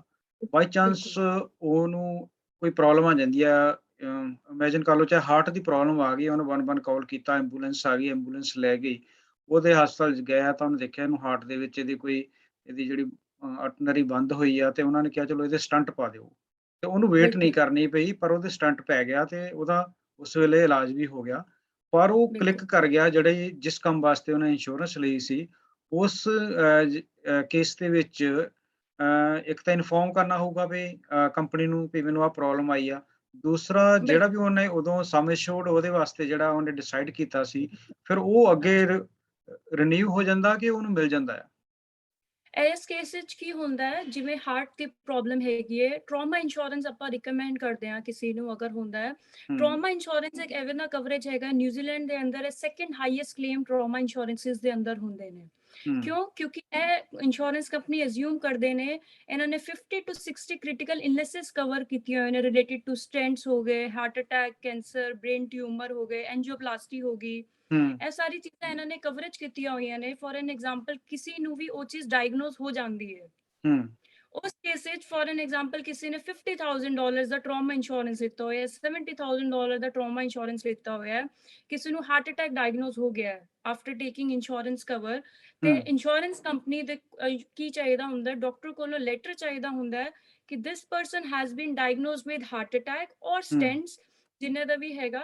ਤੇ ਉਹ ਲੈਟਰ ਜਾਂਦਾ ਹੈਗਾ ਇੰਸ਼ੋਰੈਂਸ ਕੰਪਨੀ ਦੇ ਥਰੂ, ਉਹ ਪੂਰਾ ਮੈਡੀਕਲ ਅਸੈਸ ਕਰਦੇ ਨੇ ਉਸ ਚੀਜ਼ ਨੂੰ, ਹੂੰ, ਅਕੋਰਡਿੰਗਲੀ ਉਹਨਾਂ ਨੂੰ ਲੰਮਸਮ ਪੇਮੈਂਟ ਮਿਲਦੀ ਹੈਗੀ ਹੈ, depend on case to case. ਹੂੰ। ਉਹਨਾਂ ਨੂੰ ਲੰਮਸਮ ਪੇਮੈਂਟ ਮਿਲ ਜਾਂਦੀ ਉਹਨਾਂ ਦੇ ਬੈਂਕ ਅਕਾਊਂਟ ਦੇ ਅੰਦਰ। ਕਿਸੇ ਨੇ ਅਗਰ 50 ਦਾ ਲਿੱਤਾ ਤਾਂ 50,000 ਦੀ ਡਾਲਰ ਦੀ ਮਿਲ ਜਾਂਦੀ ਹੈ, 70 ਦਾ ਲਿੱਤਾ ਤਾਂ $70,000 ਦਾ ਮਿਲ ਜਾਂਦਾ ਸੋ ਹੈਗਾ। ਤੁਹਾਡੇ ਕਹਿਣ ਦਾ ਮਤਲਬ ਇਹ ਚੀਜ਼ ਮੈਟਰ ਨਹੀਂ ਕਰਦੀ ਵੀ ਉਹਨੇ ਇਸ ਇਲਾਜ ਕਰਨ ਵਾਸਤੇ ਕਿਸੇ ਨੂੰ ਪੈਸੇ ਦਿੱਤੇ ਜਾਂ ਪ੍ਰਾਈਵੇਟ ਕਰਾਇਆ ਜਾਂ ਨਹੀਂ ਕਰਾਇਆ, ਉਹਦਾ ਕੋਈ ਮਤਲਬ ਨਹੀਂ ਆ। ਪਰ ਜੇ ਉਹ ਡਿਊ ਹੋ ਗਿਆ ਤਾਂ ਹਾਂਜੀ ਉਹਦੀ ਜਿਹੜੀ ਆ ਐਂਟਾਈਟਲਮੈਂਟ ਉਹ ਬਣ ਜਾਂਦਾ ਹੈ। ਬਿਲਕੁਲ ਜੀ, ਹਾਂਜੀ, ਉਹ ਐਲੀਜੀਬਲ ਹੋਣਾ ਚਾਹੀਦਾ ਕਿਉਂਕਿ ਉਹ 50 ਤੋਂ 60 ਚੀਜ਼ਾਂ ਦੇ ਅੰਦਰ ਕੋਈ ਵੀ ਬਿਮਾਰੀ ਹੋਈ ਹੈ ਕਿਸੇ ਨੂੰ, ਤੇ ਹੂੰ, ਉਸ ਕੇਸ ਵਿੱਚ ਉਹਨਾਂ ਨੂੰ ਅਮਾਉਂਟ ਲੰਮਸਮ ਅਮਾਉਂਟ ਉਹਨਾਂ ਦੇ ਬੈਂਕ ਅਕਾਊਂਟ ਵਿੱਚ ਟ੍ਰਾਂਸਫਰ ਹੁੰਦਾ ਹੈ। ਹੂੰ, ਹੁਣ ਇਹੀ ਡਿਫਰੈਂਸ ਹੈਗਾ ਪ੍ਰਾਈਵੇਟ ਮੈਡੀਕਲ ਇੰਸ਼ੋਰੈਂਸ ਦੇ ਅੰਦਰ ਤੇ ਟਰਾਮਾ ਇੰਸ਼ੋਰੈਂਸ ਦੇ ਅੰਦਰ। ਟਰਾਮਾ ਇੰਸ਼ੋਰੈਂਸ ਦੇ ਅੰਦਰ ਪੈਸਾ ਸਾਡੇ ਬੈਂਕ ਅਕਾਊਂਟ ਵਿੱਚ ਅੰਦਰ ਆਉਂਦਾ ਹੈ, ਹੂੰ, ਮੈਡੀਕਲ ਇੰਸ਼ੋਰੈਂਸ ਦੇ ਅੰਦਰ ਪੈਸਾ ਜਾਂਦਾ ਡਾਕਟਰਸ ਨੂੰ, ਸਪੈਸ਼ਲਿਸਟ ਨੂੰ, ਟੈਸਟਾਂ ਵਾਸਤੇ। ਹੂੰ। ਸਾਨੂੰ ਕੁਝ ਨਹੀਂ ਮਿਲਦਾ ਉਹਦੇ ਅੰਦਰ, ਬਸ ਇਹ ਹੈਗਾ ਕਿ ਸਾਡਾ ਇਲਾਜ ਜਿਹੜਾ ਹੈਗਾ ਉਹ ਬੈਸਟ ਟੂ ਬੈਸਟ ਤੇ ਜਲਦੀ ਤੋਂ ਜਲਦੀ ਹੋ ਜਾਂਦਾ ਹੈ। ਜੀ, ਜੀ, ਬਿਲਕੁਲ। ਅੱਛਾ, ਇੱਕ ਹੋਰ ਦੱਸੋ, ਜਿਵੇਂ ਹੈਲਥ ਇੰਸ਼ੋਰੈਂਸ ਕਿਸੇ ਨੇ ਕਰਵਾ ਲਈ ਆ, ਪਰ ਬਿਲਕੁਲ ਜੀ। ਉਹਨੇ ਜਿੱਦਾਂ ਇਹਦੇ ਵਿੱਚ ਕੋਈ ਸਟੈਂਡ ਡਾਊਨ ਪੀਰੀਅਡ ਵੀ ਹੈਗਾ ਵੀ ਇੰਨੇ ਇੰਨੇ ਦਿਨਾਂ ਬਾਅਦ, ਜਾਂ ਕਿਸ ਤਰ੍ਹਾਂ ਵੀ ਉਹ ਅੱਜ ਇੰਸ਼ੋਰੈਂਸ ਕਰਾਈ ਕੋਈ ਕੱਲ੍ਹ ਚਾਂਸ ਜਾ ਸਕਦਾ ਜਾਂ ਕਦੋਂ ਜਾ ਸਕਦਾ? ਕੋਈ ਬਿਲਕੁਲ, ਪਰਟੀਕੁਲਰ ਬਿਮਾਰੀ ਦੇ ਨਾਲ ਕੋਈ ਇਸ ਤਰ੍ਹਾਂ ਦਾ ਕੋਈ ਟਾਈਮ ਫਰੇਮ ਵੀ ਹੈਗਾ ਵੀ ਇੰਨੇ ਦਿਨਾਂ ਬਾਅਦ ਹੀ ਇਹ ਪ੍ਰੋਬਲਮ ਆਉਣੀ ਚਾਹੀਦੀ ਹੈ? ਬਿਲਕੁਲ ਸਟੈਂਡ ਡਾਊਨ ਪੀਰੀਅਡ ਹਰ ਕੰਪਨੀ ਦਾ ਅਕੋਰਡਿੰਗਲੀ ਹੁੰਦਾ ਹੈਗਾ ਕਿ ਫॉर ਐਨ ਐਗਜ਼ਾਮਪਲ ਕਿਸੇ ਨੇ ਟਰਾਮਾ ਇੰਸ਼ੋਰੈਂਸ ਲਿੱਤਾ, ਕਈ ਕੰਪਨੀਜ਼ ਦਾ 30 ਡੇਜ਼ ਦਾ ਸਟੈਂਡ ਡਾਊਨ ਪੀਰੀਅਡ ਹੈਗਾ, ਕਈ ਕੰਪਨੀਜ਼ ਦਾ 90 ਡੇਜ਼ ਸਟੈਂਡ ਡਾਊਨ ਪੀਰੀਅਡ ਹੈ। ਹੁਣ ਹੂੰ, ਸਟੈਂਡ ਡਾਊਨ ਕੀ ਹੁੰਦਾ ਹੈਗਾ? ਸਟੈਂਡ ਡਾਊਨ ਪੀਰੀਅਡ ਇਹ ਹੈਗਾ ਕਿ ਅੱਜ ਤੁਸੀਂ ਪਾਲਿਸੀ ਲਿੱਤੀ ਤੇ ਕੱਲ ਪਾਲਿਸੀ ਇਸ਼ੂ ਹੋ ਗਈ ਹੈ, ਹੂੰ, ਉਹਨਾਂ ਨੂੰ 30 ਡੇਜ਼ ਤੱਕ ਉਹਨਾਂ ਨੂੰ ਸਟੈਂਡ ਡਾਊਨ ਪੀਰੀਅਡ ਮਤਲਬ ਉਹ ਉਸ ਚੀਜ਼ ਦਾ ਕਲੇਮ ਨਹੀਂ ਲੈ ਸਕਦੇ ਕੋਈ ਸਪੈਸੀਫਿਕ ਕੰਡੀਸ਼ਨਸ ਦੇ ਅੰਦਰ। ਕਈ ਕੰਡੀਸ਼ਨਸ ਐਵੇਂ ਦੀਆਂ ਹੈਗੀਆਂ ਨੇ ਕਿ ਉਹਨਾਂ ਨੂੰ 30 ਡੇਜ਼ ਵੇਟ ਕਰਨਾ ਪਏਗਾ ਫॉर ਅ ਕਲੇਮ। ਹੂੰ, ਕਿ ਇਹ ਨਹੀਂ ਹੈਗਾ ਲਾਈਫ ਇੰਸ਼ੋਰੈਂਸ ਜਿਵੇਂ ਹੁੰਦੀ ਹੈ, ਲਾਈਫ ਇੰਸ਼ੋਰੈਂਸ ਦਾ ਤੁਸੀਂ ਅਗਰ ਅੱਜ ਪਾਲਿਸੀ ਇਸ਼ੂ ਹੋਈ ਹੈ, ਨੈਕਸਟ ਡੇ ਕੋਈ ਵੀ ਮਿਸਹੈਪਨਿੰਗ ਹੋ ਜਾਂਦੀ ਹੈਗੀ ਹੈ, ਉਸ ਕੇਸ ਵਿੱਚ ਤੁਹਾਨੂੰ ਨੈਕਸਟ ਡੇ ਵੀ ਤੁਹਾਨੂੰ ਕਲੇਮ ਤੁਸੀਂ ਲੈ ਸਕਦੇ ਹੋ ਉਸ ਚੀਜ਼ ਦਾ, ਉਹਦੇ ਅੰਦਰ ਕੋਈ ਸਟੈਂਡ ਡਾਊਨ ਪੀਰੀਅਡ ਨਹੀਂ ਹੁੰਦਾ। ਮੈਡੀਕਲ ਇੰਸ਼ੋਰੈਂਸ ਦੇ ਅੰਦਰ ਵੀ ਕੋਈ ਸਟੈਂਡ ਡਾਊਨ ਪੀਰੀਅਡ ਨਹੀਂ ਹੁੰਦਾ ਹੈਗਾ। ਆਫਟਰ ਪ੍ਰੋਪਰ ਪੂਰਾ ਜਿਹੜਾ ਅਸੈਸ ਹੋ ਜਾਂਦਾ ਉਹਦੇ ਬਾਅਦ ਤੁਹਾਨੂੰ ਮਿਲ ਜਾਂਦਾ। ਟਰਾਮਾ ਇੰਸ਼ੋਰੈਂਸ ਦੇ ਅੰਦਰ ਹੁੰਦਾ ਹੈਗਾ stand down period. Mortgage protection ਹੈਗੀ ਹੈ ਜਿਵੇਂ, ਉਹਦੇ ਅੰਦਰ ਵੇਟਿੰਗ ਪੀਰੀਅਡ ਹੁੰਦਾ ਹੈ ਕਿ ਉਹ ਵੇਟ ਪੀਰੀਅਡ ਤੁਹਾਨੂੰ ਕਰਨਾ ਹੀ ਪਏਗਾ, ਉਹਦੇ ਬਾਅਦ ਹੀ ਤੁਹਾਨੂੰ ਕਲੇਮ ਪੇਮੈਂਟ ਮਿਲੇਗੀ। ਜੇ ਕੋਈ ਬੰਦਾ ਆਲਰੇਡੀ ਜਿਵੇਂ ਆਪਣੇ ਦੇਸ਼ ਦਾ ਹੈਗਾ NHI ਨੰਬਰ ਹੈਗਾ, ਚਾਹੇ ਕਿਸੇ ਦੀ ਕੋਈ ਪਹਿਲਾਂ ਰਿਕਾਰਡ ਹੈਗਾ ਸੇਮ ਜਿੱਦਾਂ ਕੋਈ ਪ੍ਰੋਬਲਮ ਦੇ ਵਿੱਚ, ਕੀ ਉਹ ਚੀਜ਼ ਜਿਹੜੀ ਆ ਮੈਟਰ ਕਰਦੀ ਆ ਬਾਅਦ ਵਿੱਚ ਇੰਸ਼ੋਰੈਂਸ ਲੈਣ ਦੇ ਨਾਲ? ਕਿ ਇੱਕ ਦੂਜੇ ਨਾਲ ਇਹ ਜਿਹੜਾ ਰਿਕਾਰਡ ਹੁੰਦਾ ਇੰਟਰਲਿੰਕ ਹੋ ਜਾਂਦਾ ਬਾਅਦ ਵਿੱਚ? ਕੋਈ ਬੰਦਾ ਜੇ ਹਾਈਡ ਵੀ ਕਰਨਾ ਚਾਹਵੇ ਜਾਂ ਕਦੇ ਪਹਿਲਾਂ ਮੈਨੂੰ ਪ੍ਰੋਬਲਮ ਆਈ ਨਹੀਂ ਸੀ ਪਰ ਉਹ ਰਿਕਾਰਡ ਦੇ ਵਿੱਚ ਹੋਵੇ, ਹੋ ਸਕਦਾ ਉਹ ਬੰਦੇ ਨੂੰ ਉਸ ਚੀਜ਼ ਬਾਰੇ ਪਤਾ ਨਾ ਹੋਵੇ ਵੀ ਮੈਨੂੰ ਉਹ ਵਾਲੀ ਸੇਮ ਟੈਕਨੀਕਲੀ ਪ੍ਰੋਬਲਮ ਸੀ। ਉਹਦੇ ਵਿੱਚ ਕਿਸ ਤਰ੍ਹਾਂ ਦਾ ਧਿਆਨ ਰੱਖਣਾ ਚਾਹੀਦਾ? ਉਹਦੇ ਅੰਦਰ ਆਪਾਂ ਜਦੋਂ ਨੀਡ ਐਨਾਲਿਸਿਸ ਕਰਦੇ ਹਾਂ, ਆਪਾਂ ਮੈਡੀਕਲ ਕੁਐਸਚਨਸ ਪੁੱਛਦੇ ਹਾਂ ਕਿ ਤੁਹਾਨੂੰ ਕੋਈ ਪ੍ਰੀ ਐਗਜ਼ਿਸਟਿੰਗ ਮੈਡੀਕਲ ਪ੍ਰੋਬਲਮ ਤੇ ਨਹੀਂ ਹੈਗੀ ਸੀ। ਹੂੰ, ਕਈਆਂ ਨੂੰ ਨਹੀਂ ਪਤਾ ਹੁੰਦਾ ਕਿ 5 ਸਾਲ ਹੋ ਗਏ ਨੇ, 6 ਸਾਲ ਹੋ ਗਏ ਨੇ। ਹੂੰ, ਬਟ ਆਪਾਂ ਇਹ ਕਰਦੇ ਹਾਂ ਕਿ ਅਗਰ ਤੁਹਾਨੂੰ ਨਹੀਂ ਪਤਾ ਹੈਗਾ, ਥੋੜਾ ਜਿਹਾ ਵੀ ਡਾਊਟ ਹੈਗਾ ਕਿ ਮੈਨੂੰ ਕੋਲੇਸਟ੍ਰੋਲ ਥੋੜਾ ਜਿਹਾ ਮੇਰਾ ਹਾਈ ਆਇਆ ਸੀ, ਮੈਨੂੰ ਡਾਕਟਰ ਨੇ ਕਿਹਾ ਸੀ, ਹੂੰ, ਤੇ ਆਪਾਂ ਇਹ ਰਿਕਮੈਂਡ ਕਰਦੇ ਹਾਂ ਤੁਸੀਂ ਉਹ ਚੀਜ਼ ਨੂੰ, ਹਰ ਇੱਕ ਚੀਜ਼ ਨੂੰ ਡਿਸਕਲੋਜ਼ ਕਰੋ। ਹੂੰ, ਕਿਉਂਕਿ ਕਿਉਂ ਡਿਸਕਲੋਜ਼ ਅਗਰ ਤੁਸੀਂ ਕਰੋਗੇ, ਤੁਸੀਂ ਸੇਫ ਰਹੋਗੇ at the time of claim. ਅਗਰ ਤੁਸੀਂ ਉਹ ਚੀਜ਼ ਨੂੰ ਨਹੀਂ ਡਿਸਕਲੋਜ਼ ਕਰੋਗੇ ਤਾਂ ਤੁਹਾਡੀ ਪਾਲਿਸੀ ਕੈਂਸਲ ਹੋਣ ਦੇ ਵੀ ਚਾਂਸਸ ਹੈਗੇ ਨੇ, ਹੂੰ। ਤੇ ਤੁਹਾਡਾ ਕਲੇਮ ਵੀ ਡਿਕਲਾਈਨ ਹੋਣ ਦੇ ਚਾਂਸਸ ਹੁੰਦੇ ਨੇ। ਅਗਰ ਇਹਦੇ ਤੁਸੀਂ ਵਿੱਚ ਨਹੀਂ ਸ਼ੋਰ ਹੈਗੇ ਹੋ। ਹਾਂਜੀ, ਇਹਦੇ ਹਾਂਜੀ। ਵਿੱਚ ਜਿਹੜਾ GP ਹੁੰਦਾ ਤੁਹਾਡਾ, ਉਹ ਵੀ ਹੈਲਪ ਕਰ ਦਿੰਦਾ ਕੋਈ ਫਾਰਮ ਭਰਨ ਦੇ ਵਿੱਚ ਜਾਂ ਦੱਸਣ ਦੇ ਵਿੱਚ, ਰਿਕਾਰਡ ਲੈਣ ਦੇ ਵਿੱਚ?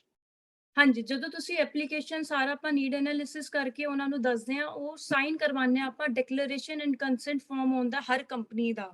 ਉਹਦੇ ਅੰਦਰ ਆਪਾਂ ਉਹਨਾਂ ਨੂੰ ਅਸੈਸ ਕਰਦੇ ਹਾਂ, ਉਹਨਾਂ ਨੂੰ ਦੱਸਦੇ ਹੈਗੇ, ਐਕਸੈਸ ਦਿੰਦੇ ਹਾਂ ਕਿ ਤੁਹਾਡੀ ਇੰਸ਼ੋਰੈਂਸ ਕੰਪਨੀ ਤੁਹਾਡੀ GP ਤੋਂ ਸਾਰੇ ਮੈਡੀਕਲ ਰਿਕਾਰਡਸ ਮੰਗਵਾ ਸਕਦੇ ਨੇ।